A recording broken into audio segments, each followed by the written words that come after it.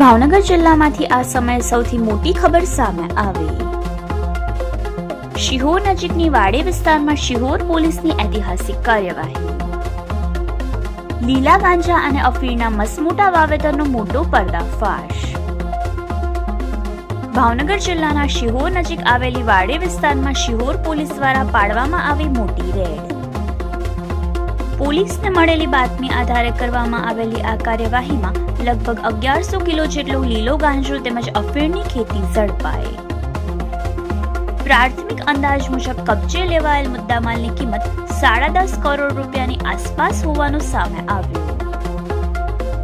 હાલ પોલીસ દ્વારા ગાંજા અને અફીણની ખેતી કરનાર બંને ભાઈઓને ઝડપી લેવામાં આવ્યા। આ મામલે બંને શખ્સોની વધુ પૂછપરછ ચાલી રહી છે। આ રેડ ભાવનગર જિલ્લાના ઇતિહાસમાં અત્યાર સુધીની સૌથી મોટી ગણાઈ રહી છે। રિપોર્ટર વિપુલ બલિયા, યશવી ગુજરાત ન્યૂઝ, શિહોર।